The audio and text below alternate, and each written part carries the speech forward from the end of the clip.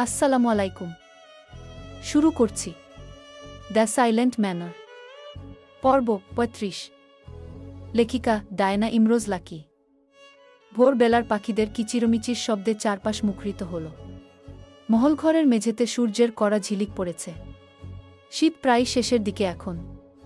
রায়ানের ডাকে ফারদিনার ঘুম ভাঙ্গে। হকচকিত হয়ে শোয়া থেকে উঠে বসে সে। বুকের ভেতর ধুকধুক শব্দটা স্পষ্ট শোনা যাচ্ছে। বোধহয় তার আশেপাশের সবাই এই শব্দ শুনতে পাচ্ছে। তার চোখ দুটো হঠাৎ গোল হয়ে উঠল, মনি যেন প্রসারিত অন্ধকারে ডুবে গেল। পলক পড়ছিল না। স্থির দৃষ্টিতে তাকিয়ে আছে রায়ানের দিকে। ভয়ের তীব্র ছায়া যেন চোখের গভীরে জমে উঠেছে। পাশেই রশিদ তালুকদার। সে বন্দিশালায় বন্দী নয়, মহলঘরে।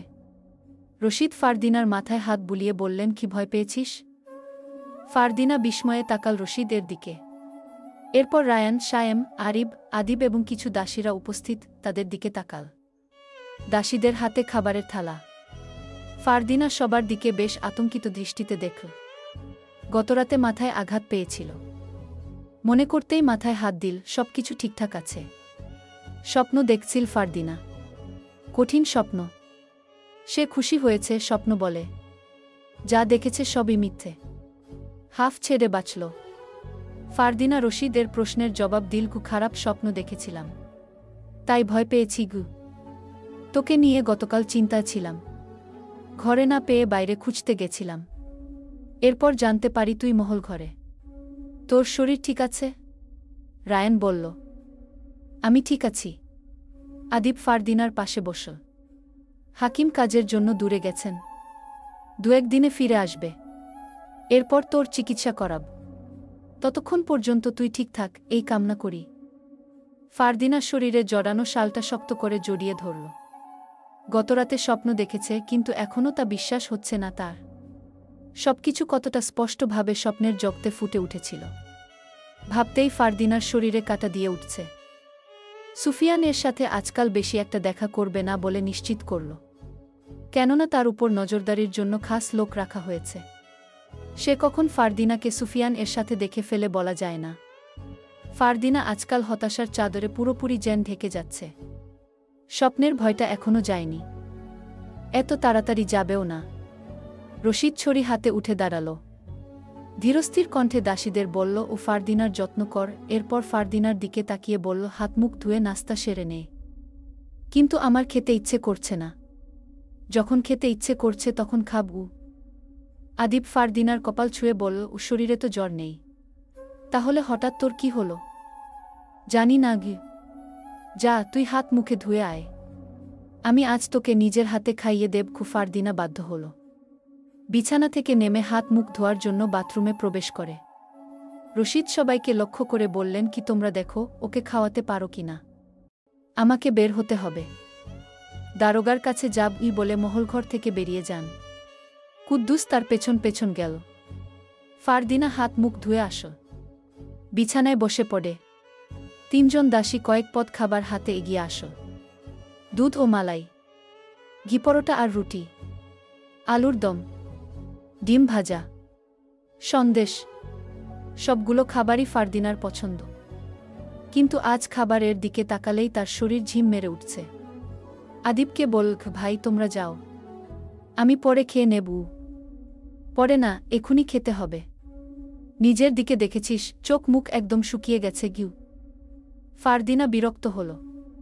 তখন উপস্থিত হল জেবুন্নেছা। ফারদিনাকে আপ্যায়ন করে খাওয়ানো হচ্ছে, যা ওনার সহ্য হচ্ছে না।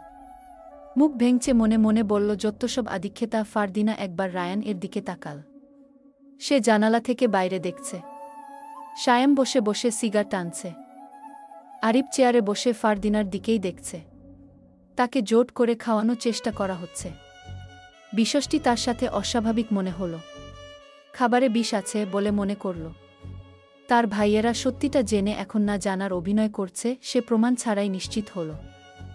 একদিন এক অচেনা ব্যক্তি তার কাছে চিঠির মাধ্যমে বার্তা পাঠিয়েছিল, সে যার উপর সবচেয়ে বেশি ভরসা করছে সেই তার ক্ষতির কারণ হবে, তার জীবনের ইতি টানবে। আদিব খাবারের লোকমা তুলে ধরল। আদিবকে ফারদিনা ভরসা করে। সেই আজ খাবারের জন্য জোট করছে। নিশ্চয়ই এর পেছনে গভীর রহস্য লুকিয়ে আছে। আদিব বলল, কি ভাবছিস, হা কর। ফারদিনা বলল, তোমরা খেয়েছ? না, তোকে খাইয়ে খাব। তুমি আগে খাও। নয়, আমি খাব না। আদিব বিনা দ্বিধায় এক লোকমা খাবার নিজের মুখে তুলে নিল। এরপর ফারদিনার মুখে তুলে দিল। ফারদিনা আদিবের কণ্ঠনালীর দিকে তাকিয়ে আছে। খাবার চিবোচ্ছে, গিলছে না। সেও চিবোচ্ছে। আদিব যতক্ষণ না গিলবে ততক্ষণে গিলবে না। আদিব সেকেন্ড কয়েক পর গিলে ফেল। ফারদিনা দেখল। অবশেষে সে নিশ্চিত হল খাবারে বিষ নেই। ফারদিনা প্রথম লোকমা খেলেও দ্বিতীয়বার এর সময় বমি ভাব চলে আসে। হঠাৎ ফারদিনার মুখ ফ্যাকাশে হয়ে গেল। বুকের ভেতর কেমন উথাল পাথাল, বসা থেকে উঠে ছুটে গেল বাথরুমের কোণে। পরের মুহূর্তেই গলা থেকে জোরে বেরিয়ে এলো বমির শব্দ। দাসীরা এগিয়ে গেল জল হাতে। আদিবসহ সবাই বেশ আশ্চর্যজনকভাবে তাকাল। জেবুন্নেসা কপাল আধভাঁজ করে দেখছে। রায়ান আরিবকে বলল, ওর শরীর অনেক খারাপ, জলদি হাকিমকে আনতে হবে। আদিব একজন দাসীকে বলল, আপাত ওর বমি কমার কোনো উপায় আছে? দাসী বলল, টক টক খেলে বমি কমবে। তাহলে দাঁড়িয়ে আছিস কেন, দ্রুত নিয়ে আয়। দাসী ছুটে যায় রান্নাঘরে। ফারদিনা আপাতত নিজেকে সামলে নিয়েছে।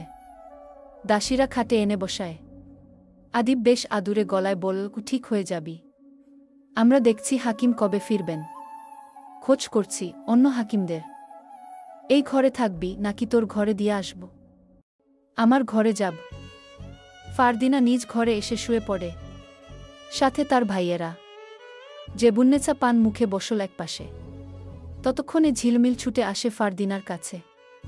ওর হাতে টক জাতীয় আচার, লেবু, তেঁতুল থেকে শুরু করে কয়েক ধরনের আচার।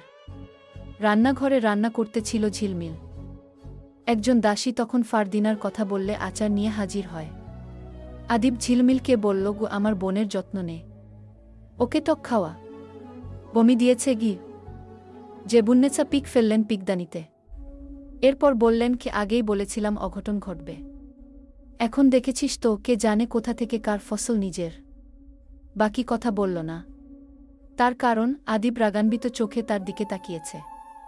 বলল, ও কোথা থেকে কি অঘটন ঘটিয়েছে মানে, কি বলতে চাইছেন আপনি? তোরা ছেলে মানুষ, এই ধরনের লক্ষণ তোরা বুঝবি না। যা হাকিমকে নিয়ে আয়, সেই বুঝিয়ে দেবে গি। এই ধরনের লক্ষণ বুঝব না মানে? রায়ান এগিয়ে এল। আবার বলল, ও অসুস্থ হতেই পারে, হয়তো পেটে সমস্যা হয়েছে, খাওয়া দাওয়া ঠিক মতো করে না, সারাদিন এদিক সেদিক ঘুরে বেরিয়েছে, তাই এমনটা হয়েছে গি। জেবুন্নেসা হেসে বলল, গো আমার কথা বাসি হলে মিষ্টি হবে। যত দ্রুত সম্ভব হাকিমকে নিয়ে আয়। বেশি দেরি হয়ে গেলে তোরা হয়তো নতুন মেহমান পাবি গে। শায়াম প্রচণ্ড রেগে গেল। জেবুন্নেসা পেটে রেখে রেখে কথা বলছে, কিছু পরিষ্কার করে বলছে না। ফারদিনার রেগেমেগে জেবুন্নেসার দিকে তাকাল। কিছু বলল না। কিছু বললেই ঝগড়া বেঁধে যাবে। ফারদিনার এখন মোটেই ইচ্ছা করছে না ঝগড়া করতে। নিজেকে বড্ড ক্লান্ত লাগল। ঝিলমিল ফারদিনার দিকে আচার এগিয়ে দিল। সে প্রথমেই কাগজি লেবুর একটা টুকরা হাতে তুলে নিল। লেবুর গন্ধ নাকে আসতেই ফারদিনার স্নায়ুতন্ত্র যেন শীতল হল। লেবুতে আছে সাইট্রিক অ্যাসিড। এটি পেটে হজম রসের নিঃসরণ বাড়ায়, ফলে খাবার দ্রুত হজম হয় ও বমি ভাব কমে। ফারদিনা বসে বসে কয়েক টুকরো খেল। রায়ান এবং আদিব অপেক্ষা করছে ফারদিনা কখন বলবে, এখন আমি ঠিক আছি। অপেক্ষা করতে না পেরে রায়ানি জিজ্ঞেস করল, এখন ঠিক আছিস? বমি ভাব কমেছে? হু, তোমরা যাও, আমি ঠিক আছি। আদিব ঝিলমিলকে লক্ষ্য করে বলল, গু ওর খেয়াল রাখিস। বলে যেতেই ফারদিনা বলল, ঘু ভাই, সারাদিন ঘরের মধ্যে বসে থাকলে শরীর আরও খারাপ লাগবে। একটু বাইরে বের হই? প্রকৃতির মাঝে বের হলে ভালো লাগবে। ফারদিনার কণ্ঠে অনুরোধ। রায়ান রাজি হল না। শায়াম রায়ানের দিকে তাকাল। আদিব বলল, আচ্ছা, ঘুরে আয়, সাথে ঝিলমিলকে নিয়ে যা। তবে বাড়ির আশেপাশে অবধি সীমাবদ্ধ, এর থেকে দূরে যাবি না, ঠিক আছে? ফারদিনা মাথা কাত করে বোঝাল, সে বুঝেছে। জেবুন্নেসা রাগে জ্বলে ঘর থেকে বেরিয়ে যায়। রায়ান, আদিব, শায়েম তারাও বেরিয়ে যায়। ঝিলমিল ফারদিনার ঘনিষ্ঠ হয়ে বসে বলল, তোর সত্যিই কি হয়েছে বলবি তো? আমার সত্যিই আজকাল খেতে ইচ্ছে করছে না, শরীর ভালো লাগছে না। এমন কিছু করনি তো যাতে তোর ক্ষতি হয়। ফারদিনার হঠাৎ করে ষষ্ঠ ইন্দ্রিয় যেন নিস্তেজ হয়ে গেল। মাথা আওড়াল না। সকাল 8টার দিকে ঘুম ভাঙ্গে সুফিয়ানের। এখনও বিছানায় শুয়ে এপাশ ওপাশ করছে। সাধারণ কেউ এত দেরিতে ঘুম থেকে উঠে না। কেউ দেখলে বলবে জমিদার এর মতো ঘুমাচ্ছে কাজকর্ম ফেলে রেখে। কাজকর্ম আছে, ফসল তুলতে হবে। বদরু, হাবলু, লাল মিয়া, সোলেমানকে জবে থেকে কাজে লাগিয়েছে তখন থেকেই সুফিয়ান যেন একটু বিশ্রাম নেয়ার সুযোগ পেয়েছে। আজ ওদের পারিশ্রমিক দেয়ার দিন। পারিশ্রমিক পেয়ে নিশ্চয়ই ওরা খুশি হবে। কাজের পর যখনই শ্রমিক, কৃষক পারিশ্রমিক পায় তখনই ওদের ঘাম ঝরার কষ্ট ভুলে যায়। সুফিয়ান উঠছে না। গতকাল সারারাত প্রায় জেগেছিল। ফারদিনা চলে যাওয়ার পর রাঙার কাছে বেশ অনেকক্ষণ বসেছিল। ঠান্ডায় হাত পা অবশ হয়ে গিয়েছিল। রক্ত চলাচল প্রায় বন্ধ হওয়ার উপক্রম হয়েছিল। এরপর ঘরে ঢুকে বিছানায় শুয়ে শুয়ে বেশ কিছুক্ষণ বই পড়ছিল। কিন্তু বই যে মন বসছিল না। ফারদিনার কথা বারবার মনে পড়ছিল। তার কথা ভাবতে ভাবতে ঘুমিয়ে যায়। ঘুমের ঘোরে মিষ্টি একটা স্বপ্ন দেখেছিল। এখন মনে পড়ছে না স্বপ্নের কথা। হঠাৎ করে হয়তো মনে পড়বে। সুফিয়ান হামি তুলে উঠে বসল। আলসে ভাঙ্গতে ভাঙ্গতে সোলেমানের কণ্ঠ ভেসে আসে। ভাই, এখনো ঘুমান নাকি? সুফিয়ান চাদরটা পেঁচিয়ে ঘর থেকে বাইরে আসে। সোলেমান হাতে একটা শৌচবাক্স নিয়ে দাঁড়িয়ে আছে। ওর বাকি 3জন সঙ্গী ওকে বলেছে আজই যেন সুফিয়ানকে শেষ করে ফেলে, নয় ওকে ওরা শেষ করবে। সুফিয়ান ওর হাতে শৌচবাক্স দেখে বলল, সকাল সকাল এসব দিয়ে কি করবি? সোলেমান কাপা কাপা গলায় বলল, আপনার দাড়ি গোফ বড় হয়েছে, ঠিক করা দরকার। গতকাল বলেছেন আজ করবেন, তাই বলে একবার ঢোক গিল। সুফিয়ান দু চোখের ভ্রু কুঁচকে সোলেমানকে পর্যবেক্ষণ করল। এরপর বলল, আমার দাড়ি গোফ ঠিকই আছে, তারপরও যখন তোর শৌচ করার ইচ্ছা তো কর। আয়েক। সুফিয়ান ঘরের ভেতরে গেল। সোলেমান বারান্দায় বসে। সুফিয়ান দাঁত মেজে নিল। কলসি থেকে জল ঠেলে ঘরের পেছনে গিয়ে মুখ ধুয়ে ফেল। গামছা দিয়ে মুখ মুছে ফেল। চোখ দুটো লাল টকটকে। রাতে দেরি করে ঘুমানোর ফলে চোখ মুখ ফুলে গেছে, কিন্তু এর পরেও যেন তার সৌন্দর্য বৃদ্ধি পেল। সুফিয়ান ঘর থেকে একটা চেয়ার এনে বারান্দায় বসল। চেয়ারের হাতলে 2 হাতের ভর দিয়ে সাহেবের মতো বসল। সোলেমান বলল, এভাবে বসবেন না, ব্রিটিশরা এভাবে বসে গু। আমাদের দেশ তো পুরোপুরি ব্রিটিশদের আয়ত্তেই, তাহলে তাদের ঘৃণা করছিস কেন? আপনার মুখে এ কথা মানায় না। তাদের থেকে সবাই মুক্তি পেতে চায় গু। ঠিকই বলেছিস, আমার দাদাও তাদের ঘৃণা করত। মাটিতে একটা পিডি রাখা। সুফিয়ান সেটার উপর বসল। সোলেমান তার সামনে বসে। সোলেমান প্রথমেই খুর বের করল। সুফিয়ান এর গলার কাছে নীল। সোলেমান এর হাত কাঁপছে। সুফিয়ান বলল, আগে সাবান দিতে হয়, ভুলে গেছিস? সোলেমান ক্ষীণ চোখে সুফিয়ান এর চোখের দিকে তাকাল। সুফিয়ান বড চালাক চতুর ছেলে বলে সে মেনে নিল। বল, ভুলে গেছিলাম। বাক্স থেকে সাবান বের করে ফেনা তৈরি করল। এরপর পুনরায় হাতে খুর তুলে নিল। ধারালো খুর। বদরু, হাবলু, লাল মিয়া দূর থেকে তাদের উপর অনুসরণ করছে। কখন সুফিয়ান এর গলাটা কেটে ফেলবে সোলেমান। সোলেমান ধীরে ধীরে সুফিয়ান এর দাড়ি কাটছে। কাটা প্রায় শেষ পর্যায়ে। সোলেমান এর হাত কাঁপছে। ঘুরে একবার বদরু ওদের দিকে তাকাল। ওরা ইশারায় বোঝাল গলাটা জলদি কেটে ফেলা। সোলেমান চোখ সরিয়ে নেয়া। ওর কাপা হাতটা সুফিয়ান ধরে ফেল ধাপ করে। বল, এভাবে হাত কাঁপলে তো আমার গলা কেটে যাবে গি। দুঃখিত সোলেমান বল ভেজা কণ্ঠে। বাদবাকিটুকু কাটার জন্য সোলেমান হাত বাড়াতেই সুফিয়ান এর মুখটির দিকে তাকাল। কতটা মায়াভরা চেহারা তার, তেমনি অন্যদের প্রতি মায়াশীল সুফিয়ান। ওদের ভালো কাজের পর দেখিয়েছে, আর ওরা তাকে শেষ করে দেয়ার পরিকল্পনা করছে। অনুতপ্ত হল সোলেমান। সোলেমান মাটিয়ে লুটিয়ে বসে পড়ে। খুরটা ফেলে দেয়। হু হু শব্দে কান্না শুরু করল। সুফিয়ান ওর কান্না দেখছে। গভীর নিঃশ্বাস ফেলে ঠোঁট বাঁকিয়ে হেসে নীরব কণ্ঠে বলল, তোরা গত 2 দিন ধরে আমাকে মারতে চাইছিস। আমি আগেই টের পেয়েছি, বুঝতে পেরেছি, নিশ্চিত ছিলাম। দেখছিলাম তোরা কিভাবে আমাকে মারার জন্য পথ তৈরি করিস। মৃত্যু আমার কতটা কাছে ছিল দেখ। খুর দিয়ে আমার গলাটা কেটে দিলেই আমি হয়তো মরে যেতাম। তাহলে মারলি না কেন? সোলেমান বিনয়ের সাথে বলল, গো আমাদের ক্ষমা করুন। আমরা বুঝতে পারি নাই। ভালো পথ এত মূল্য বুঝি নাই। মাফ করে দেন। এরপর থেকে আর কোনোদিন এরকমটা হবে না গি। সুফিয়ান একরাশ বেদনার আভা নিয়ে বলল, আমার কপালটাই এমন, জানিস তো, যাকেই বিশ্বাস করি সেই আমার বিশ্বাস ভেঙে চুরমার করে দিয়ে যায়। যার ভালো চাই সেই আমার ক্ষতি করার জন্য উঠেপটে লাগে গু। সোলেমান দু চোখ মুছে বলল, আমি আর কোনোদিন চুরি ডাকাতি করব না। কথা দিলাম গি। যে একবার বিশ্বাস ভাঙে তাকে কি দ্বিতীয়বার বিশ্বাস করা যায়? করেই দেখুন। আর কোনোদিন আপনার নির্দেশের বাইরে যাব না গি। সুফিয়ান অভিব্যক্তি পাল্টে বলল, দাড়ি বাকিটা কেটে দে। সম্পূর্ণ করিসনি তো? ভালো দেখাবে না গি। সোলেমান অশ্রুসিক্ত নয়নে হেসে বলল, তার মানে বিশ্বাস করছেন আমায় বলে খুশি মনে শৌচ কাজটা সেরে ফেলে। দূর থেকে দৃশ্যটা দেখল বদরু, হাবলু, লাল মিয়া। ওরা একে অপরের ক্রোধ বিনিময় করল। লাল মিয়া বলল, ওকে দিয়ে এ কাজ হবে না, আগেই বলছি। এখন আর উপায় নাই, পালাতে হবে। সোলেমান নিশ্চয়ই আমাদের কথা বলে দিছে। চল, দ্রুত পালাতে হবে। আর এক মুহূর্ত থাকা যাবে না। তার হাতে পড়লে শেষ কি বলে ওরা হাত থেকে দাকাচি, কোদাল সবকিছু ক্ষেতের মধ্যে ফেলে দিয়ে দৌড়ে পালিয়ে যায়। অথচ ওদের কেউ ধাওয়া করছে না। করবে বলে আগেই ওরা পদক্ষেপ নিল। সুফিয়ান সোলেমানকে বলল, আমি জানি তোরা আমার সাথে কাজ করতে চাইছিস না। তোদের মনে হয় তোদের আমি আটকে রেখেছি। কিন্তু না, আমি চেয়েছিলাম তোদের সৎ পথে আনতে, হালাল উপার্জন করতে। কিন্তু আমার আশা পূরণ হয়নি কি বলে সুফিয়ান ঘরের ভেতর চলে যায়। এরপর কিছু টাকা ও মুদ্রা নিয়ে বের হয়, যা ওদের পাওনার পরিমাণ এর থেকেও বেশি। সুফিয়ান সেগুলো সোলেমান এর হাতে দিয়ে বলল, আশা করি এতে তোদের পোষাবে।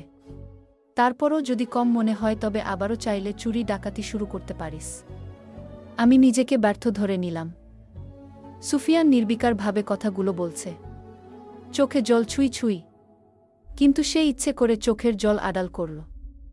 বলল, আর হয়তো এমনিতেও তোদের সাথে দেখা হবে না।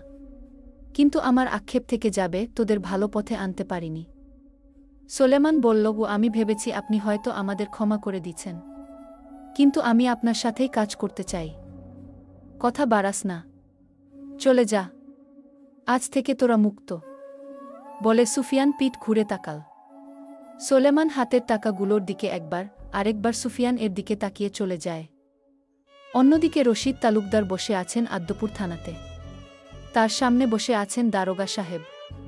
রশিদের পাশে বসা একজন চৌকিদার। রশিদের সামনে এক কাপ চা রাখা। তিনি খাচ্ছেন না। সকাল সকাল দারোগা সাহেব খবর পাঠিয়েছিল যত দ্রুত সম্ভব সে যেন থানাতে আসেন।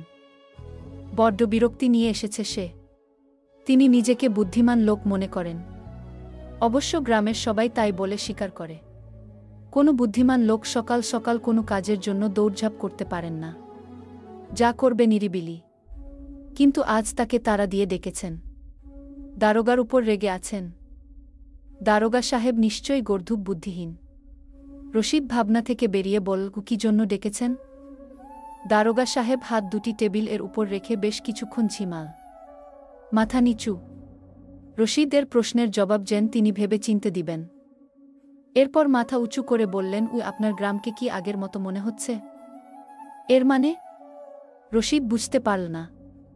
এই ধরুন আগের মতো হৈহুল্লোড় এর যে ব্যাপারটা, গ্রামের মানুষের কোলাহল এর বিশ্বাসটা, রাস্তায় বের হলেই বুড়ো জোয়ান বাচ্চাদের দেখাই যেত। আজকাল কিন্তু দেখা যাচ্ছে না গি। রশিদ ভেবে বলল, আমার ঘরের বাইরে কমই বের হওয়া হয়, তাই বাইরের খবর জানি না। গ্রাম শান্ত না অশান্ত তাও জানি না গে। পাশ থেকে চৌকিদার বলল, কিন্তু জমিদার বাবু, আশেপাশের খবরও রাখা উচিত। আপনি গ্রাম প্রধান, এসব আপনার দায়িত্বের অন্তর্ভুক্ত। আমাকে গান দেওয়ার জন্য এখানে আনা হলে আমি উঠছি।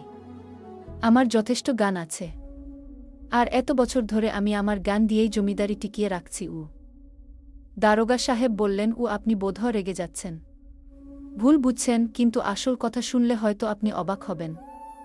আমরাও যখন বিষয়টি লক্ষ্য করেছি আমরাও রীতিমতো অবাক হয়েছি গিয়ে।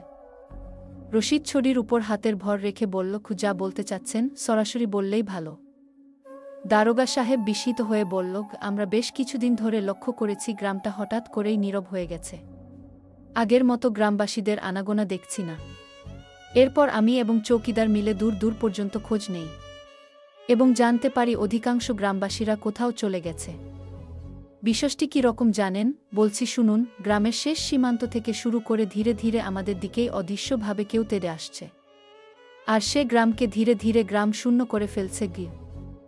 রশিদ আতঙ্ক প্রকাশ করল। এরপর আবার চুপচাপ বসে রইল। চৌকিদার বলল, গ্রাম শূন্য হওয়ার বিষয়টি আমার কাছে অদ্ভুত লাগছে। এরপর না জানি আমাদেরও শূন্য করে ফেলে। মনে হচ্ছে ঝড় আমাদের দিকেই আসছে। আমরাই শেষ লক্ষ্য। দারোগা সাহেব চেয়ার ছেড়ে উঠে দাঁড়াল। এরপর পায়চারি করতে করতে বলল, আনন্দে ভরা গ্রাম হঠাৎ করেই সর্বশান্ত হয়ে যাচ্ছে। আমার সংবিধানের জ্ঞান দিয়ে বলতে পারি, কেউ ইচ্ছা করে আমাদের গ্রামকে গ্রাম শূন্য করতে চাইছে, আর সে প্রায় সফল। তবে এ কাজ যেই করুক সে সাধারণ কেউ নয়, তার পেছনে নিশ্চয়ই ক্ষমতাবান কেউ আছে। রশিদ হঠাৎ করে কাশি দিয়ে উঠল। হাত ছেড়ে ছড়িটা পড়ে গেল। দারোগা সাহেব একজন চাকরকে ডেকে জল চাইল। জল নিয়ে আসলে রশিদ ঠান্ডা জলটুকু পুরোপুরি খেয়ে ফেল। তার কপালে ঘাম দেখা গেল। চৌকিদার বলল, আপনি ঘামছেন কেন? রহস্য উন্মোচন শিগগিরই হবে। এত ভিউ অথচ লাইক কমেন্ট কম। মানা যায় না আসলে।